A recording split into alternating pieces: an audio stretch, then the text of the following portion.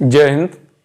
आज हम एक बार फिर से वीडियो नंबर 7 लेकर उपस्थित हैं। वीडियो नंबर 6 आप तक पहुंच चुकी हैं। अब वीडियो नंबर 7 में देखेंगे आप एक एग्जाम्पल, यदि a बराबर 3/3 की एक मैट्रिक्स दी गई है, 3/3 ऑर्डर की 3 पंक्तियां, पंक्तियों का मतलब समझ लीजिए कि जैसे आपकी कॉपी जिस पे आप लिखते हैं उस पर लाइनें खिंची होती हैं। जो लाइनें खिंची होती हैं वही क्या हैं? पंक्तियां हैं। तो ये तो पंक्तियां हैं और ये खड़े हुए ये क्या हैं? स्तंभ। तो 3/3 की एक मैट्रिक्स दी गई है, उस मैट्रिक्स की सहायता से ए इनवर्स डिफाइन करना है। तो किस तरीके से ए इनवर्स डिफाइन करेंगे आइए देखते हैं।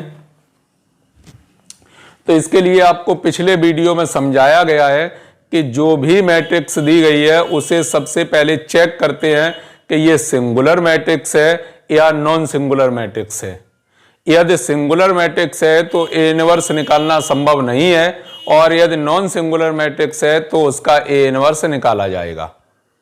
अब नॉन सिंगुलर, सिंगुलर किस तरीके से चेक करते हैं इसके लिए बताया गया है आपको कि सबसे पहले साड़िक ए का मान निकालेंगे। यदि साड़िक ए का मान 0 आता है तो वो सिंगुलर मैट्रिक्स है, साड़िक ए का मान 0 नहीं आता है तो उसको नॉन सिंगुलर मैट्रिक्स है। और ए इनवर्स उन्हीं का निकलेगा जिनका साड़िक का मान 0 नहीं है। तो सबसे पहले चेक करते हैं साड़िक ए का मान। तो यहां से निकालेंगे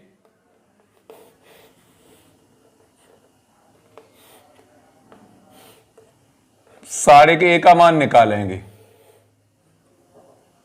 1 1 2 3 1 1 2 3 1।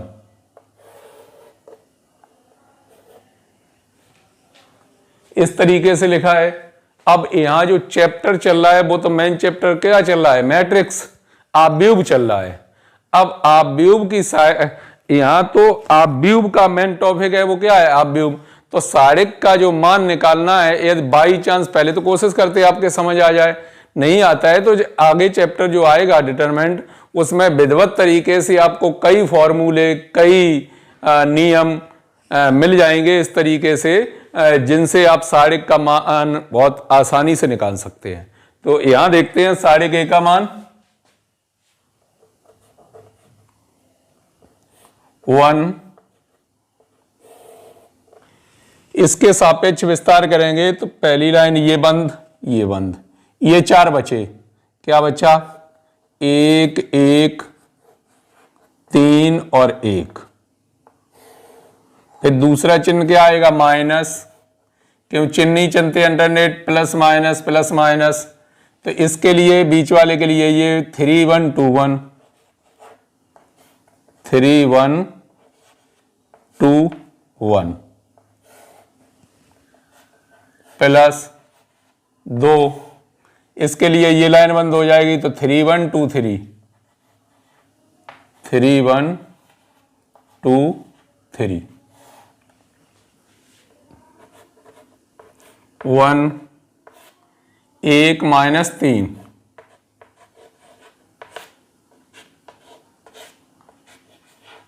3 माइनस 2। पहले ऐसा गुणा माइनस ऐसा गुणा, पहले गुणा करते ऐसा करते तब प्लस का चिन्ह, फिर ऐसा करते तो एक माइनस और यूज करते हैं तो 3 माइनस 2।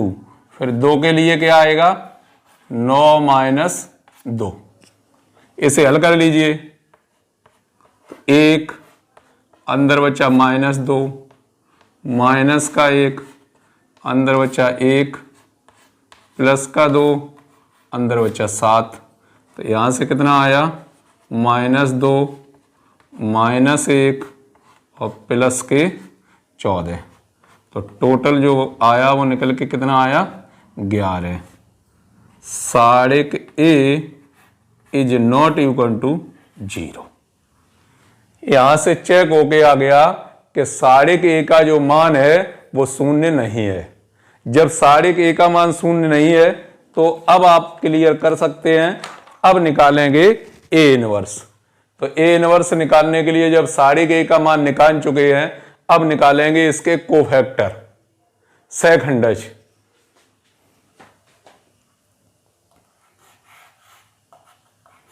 A11, A12, A13 चिन्हों से परिचित हैं, प्लस माइनस प्लस।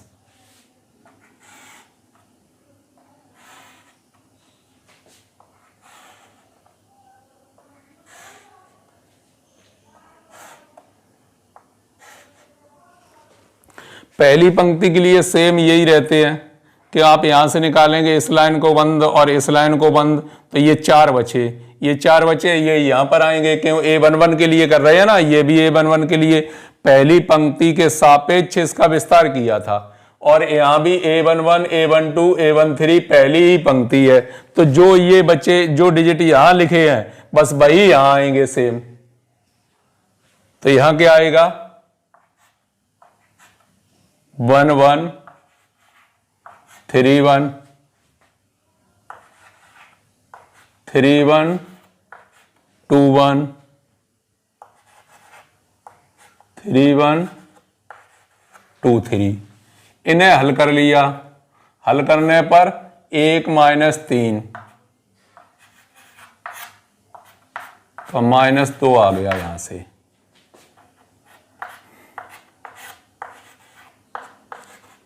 तीन -2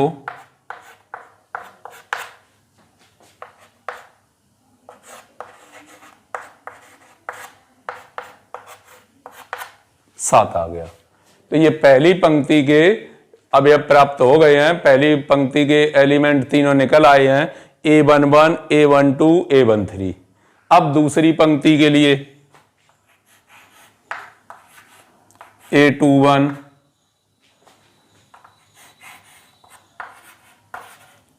A22,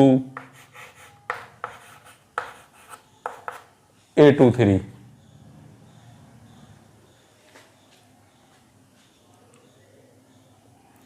plus minus plus minus plus minus, चिन्ह तो अल्टरनेटिव चलते हैं वैसे ही।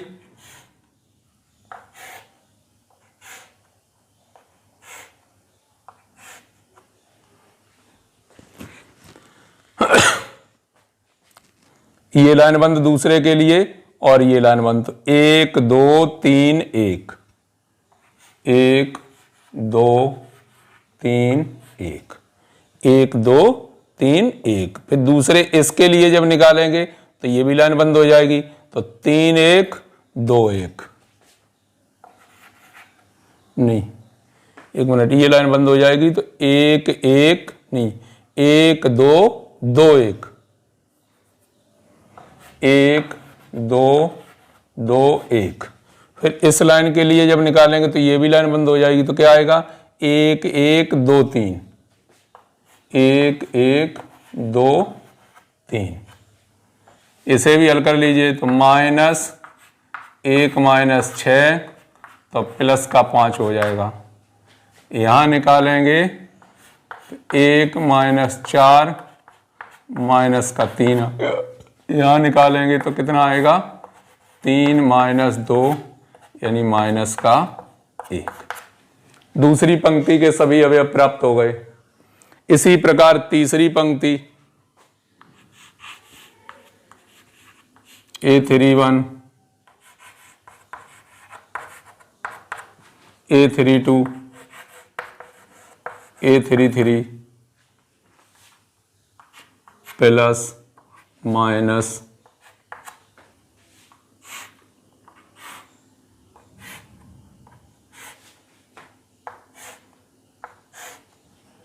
उसी प्रकार से इनके अवयव लिखिए। इसके लिए लिखेंगे तो ये 1 2 1 1 1 2 1 1। फिर इसके लिए लिखेंगे, इसके लिए तो क्या आएगा? 1 2 3 1 1 2 3 1। जब लास्ट वाले के लिए लिखेंगे 1 1 3 1, 1 1 3 1।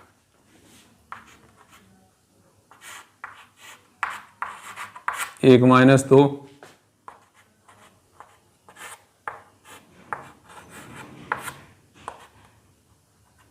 तो यहां तो कितना -1 आया।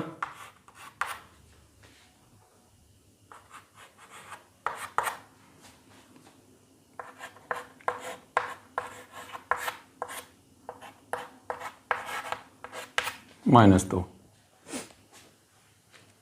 जो इन सभी से आव्यूह मिलकर तैयार हुआ उसे कह दिया सी।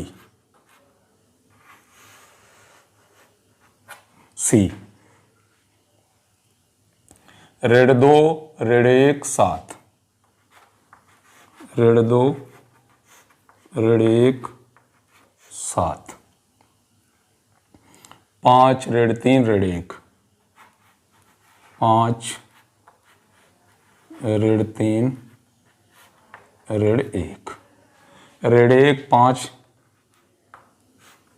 ऋण 1 5 ऋण के 2। ये थोड़ा शांति का काम होता है क्योंकि बाई चांस अगर चिन्ह भी गड़बड़ हो गया और आप किसी लॉन्ग क्वेश्चन को करने जा रहे हैं और लॉन्ग क्वेश्चन में समीकरण दिया गया है, 2-3 समीकरण दिए गए हैं, उन समीकरणों को सॉल्व करना है, तो यदि किसी की भी वैल्यू, किसी का भी चिन्ह किसी भी तरीके से अगर मिस्टेक होती है तो निश्चित रूप से उसके मानों पर उसका प्रभाव पड़ेगा। ये तो आप जानते ही हैं। निश्चित रूप से या तो प्लस माइनस, अगर कोई भी चिन्ह किसी तरीके से भी गलत हुआ, प्लस का माइनस, माइनस का प्लस, या कोई डिजिट परिवर्तित हुआ, तो निश्चित रूप से उसके आंसर पर उसका प्रभाव पड़ेगा। तो ये डिजिट निकाल लिए सभी, इनके माध्यम से जो नया बन के तैयार हुआ मैट्रिक्स सी, वो भी 3x3 का होगा। जब 3x3 का होगा तो इसकी सहायता से निकाल लेते हैं एडजॉइंट ए, और एडजॉइंट ए का मतलब है सी डैश, और सी डैश आप लोग निकालना जानते हैं। सी डैश का मतलब क्या है कि उसे रो बाई कॉलम में रोटेट करना है, केवल परिवर्तित करके परिवर्त आव्यूह प्राप्त करना है, ट्रांसपोज मैट्रिक्स। तो ट्रांसपोज मैट्रिक्स किस तरीके से निकालते हैं? पहली पंक्ति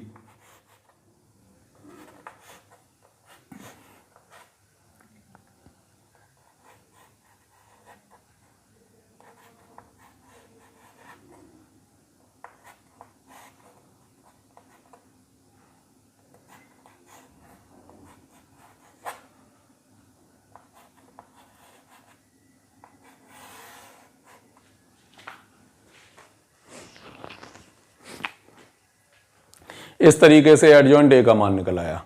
जब एडजॉइंट ए का मान आ गया, अब क्लियर कर सकते हैं। ए इनवर्स बराबर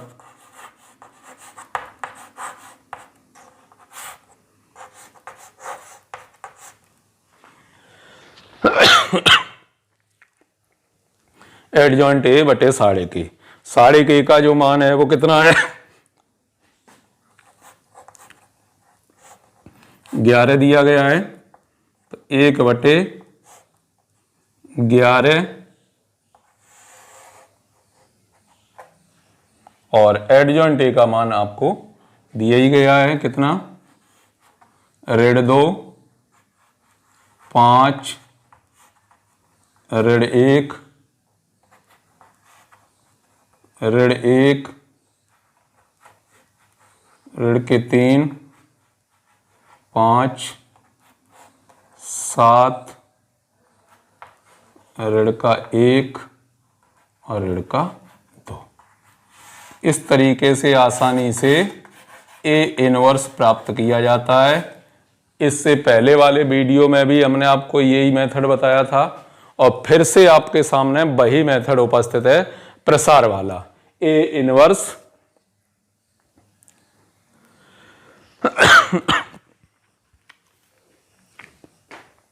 सहगुणनखंडों के माध्यम से ए इनवर्स ज्ञात करना। 1/2 का मान ज्ञात किया,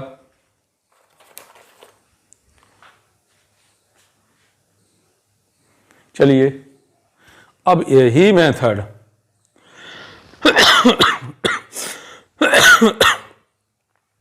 किसी का आपको ए इनवर्स ज्ञात करना है तो ए इनवर्स उसका ये आया। अब इसी को हम बहुत ही शॉर्ट तरीके से आप एक बार समझने की कोशिश करेंगे। बाई चांस आपको यदि आप फर्स्ट ईयर या इंटरमीडिएट या बीएससी में ऐसे प्रश्नों को जब सॉल्व करते हैं और वहाँ आप ये कंफर्म नहीं कर पाते हैं कि हमारा जो आंसर आया वो कंफर्म है या नहीं है, तो आप रफ कार्य करके सेकंडों में उस मेथड का यूज करके ये कंफर्म कर सकते हैं। अगर दोनों आंसर मैच करेंगे तो निश्चित रूप से इनवर्स निकाला गया, उससे निकाला गया, इससे निकाला गया तो सही है। अगर डिफर आता है तो या तो आपने वो मेथड गलत कर दिया या फिर ये मेथड गलत कर दिया। तो इसके लिए अब देखेंगे नया मेथड, देखेंगे किस तरीके से शॉर्ट मेथड किस तरीके से आप उसे आसानी से हल कर सकते हैं। आइए देखते हैं।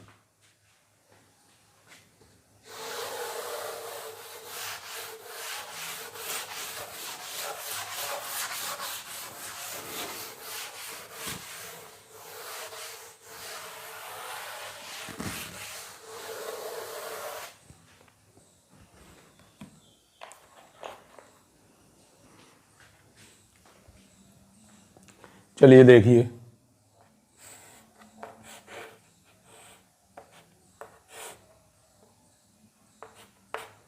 सारिक ए का मान ज्ञात करना है।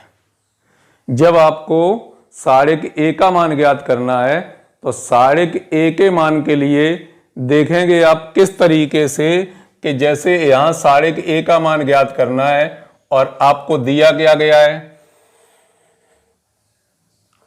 1 1 2 3 1 1 2 3 1 इस तरीके से दिया गया है। जब इस तरीके से दिया गया है तो क्या करते हैं, यहां पर आइए, ये तो बना ही हुआ है। तो पहले स्तंभ और दूसरे स्तंभ को आगे और लिख लिया, पहले स्तंभ और दूसरे स्तंभ को आगे फिर से लिख लिया। तो इस तरीके से पहला स्तंभ तो ये है, तो पहला स्तंभ 1 3 2, दूसरा कितना है 1 1 3, ये फिर से लिख लिए। जब फिर से लिख लिए तो ये जो 2 वाला था ये बीच में आ गया, 2 वाला था वो बीच में आ गया। जब बीच में आ गया तो इसके लिए क्या करेंगे, अब देखिए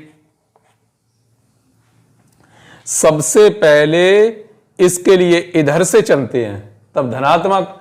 आप ये भी जानते हैं कि जब इधर से चलते हैं तब धनात्मक चिन्ह होता है, इधर से चलते हैं तब ऋणात्मक चिन्ह होता है।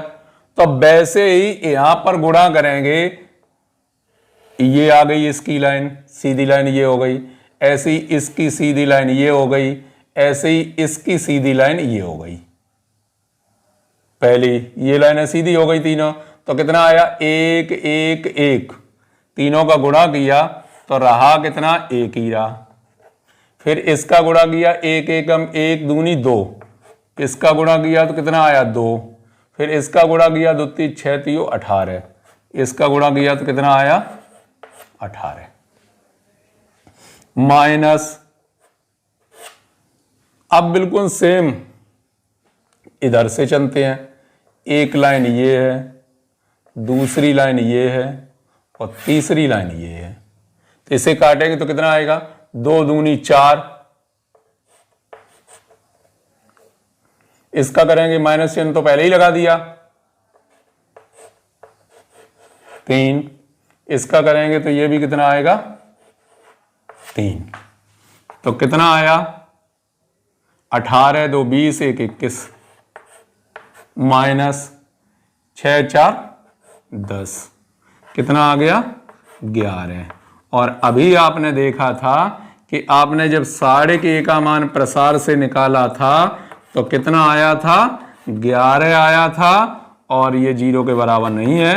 यानी साढ़े के का मान इस तरीके से आप बहुत ही आसान तरीके से निकाल सकते हैं, तुरंत चेक कर सकते हैं कि उसके साढ़े के का मान कितना आएगा। 2/2 में तो कोई समस्या ही नहीं है, ऐसा गुणा कर दिया, ऐसा गुणा कर दिया, बात खत्म हो गई। ऐसा तो प्लस होता है, ऐसा माइनस, वैसे एक ही बार में आ गया 2/2 का। समस्या कहाँ है? 3/3 की। तो 3/3 ये आपके समझ में आया होगा। इस तरीके से जो क्रॉस किया है, इस तरीके से समझ में आया होगा। साड़िक का मान सेकंडों में आप निकाल सकते हैं। पहले क्या क्या करना होगा? जो 3/3 ऑर्डर का जो साड़िक लिखा हुआ है, उसमें पहले स्तंभ और दूसरे स्तंभ को फिर से लिख लेते हैं। पहले स्तंभ और दूसरे स्तंभ को फिर से लिख लेते हैं। लिखने के बाद क्या करते हैं? 2 है वो मिडिल में आ गया। अब पहले ऐसा गुणा होगा माइनस ऐसा गुणा होगा, आ गया आंसर। जब ऐसा गुणा होगा तो धनात्मक चिन्ह होगा, ऐसा गुणा होगा इधर से जब तो ऋणात्मक चिन्ह होगा। तो इधर से गुणा कर दिया। ध्यान रहे कि आप इन एलिमेंटों का आपस में गुणा कर रहे हैं तो एक एक एक एक एक का 3 बार गुणा करेंगे तो एक ही रहेगा। फिर 1 1 2, तो इनका सबका गुणा कितना हुआ? 2। फिर 2 3 3, कितना हो गया? 18 माइनस। अब गुणा ऐसा होगा, ऐसा कर लो। पहले ऐसा कर लिया, फिर ऐसा, तब जब इधर से करेंगे तो क्या होगा? 2 1 2 यानी 4 हो गया। 3 1 1 3 हो गया। 1 3 3 3 हो गया। ये धनात्मक है, ये ऋणात्मक है। कितना आया? 11। तो साड़िक ए का मान आपने बड़ी आसानी से देखा। साड़िक ए का मान कितनी आसानी से निकाला जा सकता है। इस तरीके से साड़िक ए का मान आपने ज्ञात किया। आगे देख लेते हैं।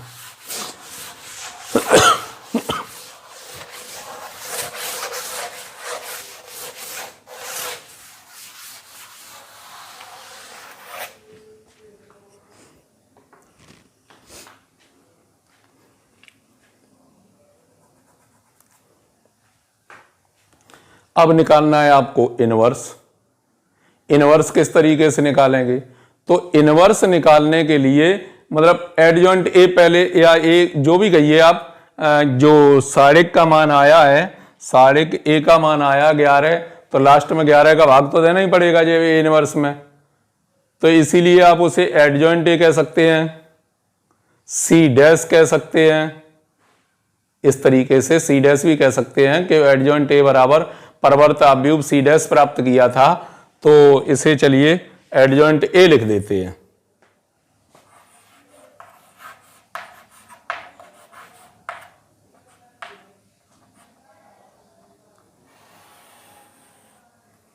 किस तरीके से निकालेंगे? 1 1 2 3 1 1 2 3 1। ये पहले से लिखा हुआ है 3/3 ऑर्डर का एक मैट्रिक्स लिखा हुआ है जिसे साड़िक का रूप दिया गया है। इस तरीके से लिखा हुआ है। अब यहां ध्यान दीजिए, तो यहां क्या था? जब साड़िक का मान निकालते हैं तो किसी एक रो या किसी एक कॉलम के सापेक्ष उसका प्रसार करते हैं। एक पहले और दूसरे स्तंभों को आगे बढ़ाया और जैसे गुणा करते हैं गुणा कर दिया, साड़िक ए का मान आ गया। अब यहां निकालना है क्या? इनवर्स। तो इनवर्स निकालना है तो पहली और दूसरी पंक्ति को लिखा 1 3 2, 1 1 3, इस तरीके से लिखा पहली और दूसरे को। ठीक वही तरीका नीचे भी अपनाया, जो तरीका आपने ऊपर अपनाया वही तरीका नीचे भी अपनाया। किस तरीके से अपनाया? पहली और दूसरी पंक्ति को नीचे भी नोट किया। 1 1 2 1 1, 3 1 1 3 1, इस तरीके से अपनाया। पहली और दूसरे स्तंभ को आगे बढ़ा के लिख दिया, ऐसे ही पहली और दूसरी पंक्ति को नीचे लिख दिया, कवर हो गया। जब इतना ये कवर हो गया, अब देखेंगे शतरंज में जो हाथियों का काम होता है। शतरंज में हाथियों का काम क्या होता है? शतरंज में हाथियों का काम होता है 90 डिग्री वाले को साफ करना। 90 डिग्री जो सामने पड़ जाता है 90 डिग्री पे वो साफ। तो भाई एक तो ये लाइन साफ हो गई और एक ये लाइन साफ हो गई, ये दोनों लाइनें साफ हो गई, कट गई।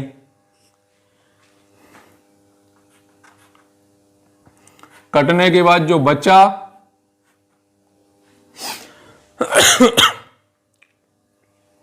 उसमें वही तरीका अपनाइए।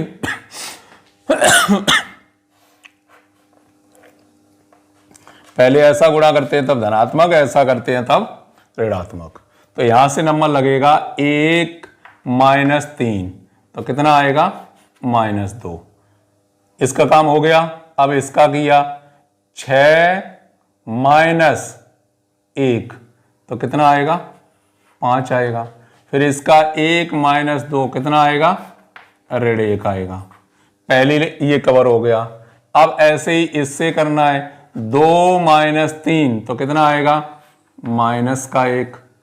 फिर 1 - 4 कितना आएगा? -3। फिर 6 - 1 कितना आएगा? 5। फिर लास्ट वाली लाइन 9 - 2 कितना आ गया? 7। फिर इसका गुणा किया 2 - 3, तो कितना आ गया? -1। 1 - 3 कितना आ गया? -2। -2।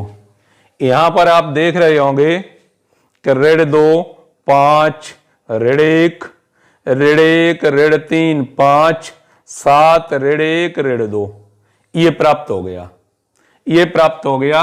इससे आपने निकाला A इनवर्स।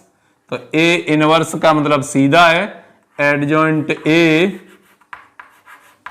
अपॉन साढ़े के, और साढ़े के का मान आया था, कितना आया था? 1/11। और यहां लिखेंगे इसका मान -2, -5, -1, -1, -3 5, 7, -1 और -2। तो देखिए कितने कमाल का है ये शॉर्ट तरीका, कितना अच्छा है। आपने जो A इनवर्स निकालने के लिए सबसे पहले 9 तो कोफैक्टर निकालने पड़ते हैं उसके, और कोफैक्टर निकालने पर उसके चिन्हों को कवर करना, उसके बाद 4 उसके डिजिटों को कवर करना, डिजिट उसके बाद निकालने के बाद तब आगे बढ़ते हैं। और यहां इस तरीके से एडजॉइंट ए का मान डायरेक्ट प्राप्त हो जाता है, और जो डायरेक्ट प्राप्त हो गया उसके बाद यहां से आपने देखा तो आप A इनवर्स बड़ी आसानी से कवर कर लिया। तो इस वीडियो में आपने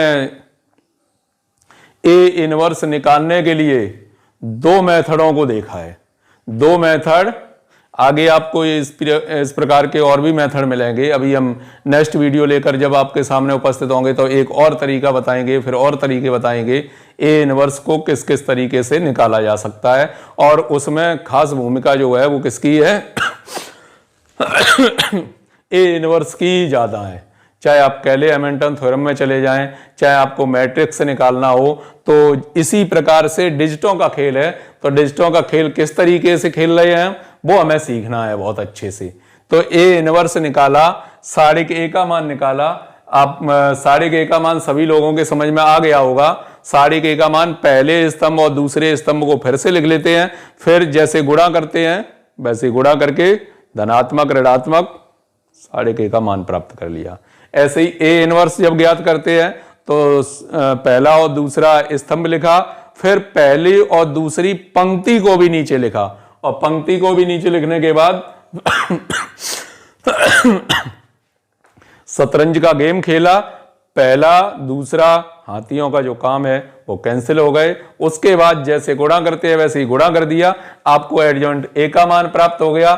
जब एडजॉइंट ए का मान प्राप्त हो गया, A inverse equal to adjoint A upon साढ़े के, यानी सेकंडज ऑफ व्यू अपॉन साढ़े के का मान भाग दे दिया 1/11। ये 11 साढ़े के वाले ये वाले हैं, तो आप देखेंगे ये और ये मैच कर रहे हैं एक दूसरे से, तो ए इनवर्स निकल आया आसानी से। मिलेंगे हम आपको फिर एक और नया मेथड लेकर, प्रारंभिक संक्रियाओं के माध्यम से ए इनवर्स ज्ञात करना, नेक्स्ट वीडियो में देखना ना भूलिए। तब तक के लिए जय हिंद।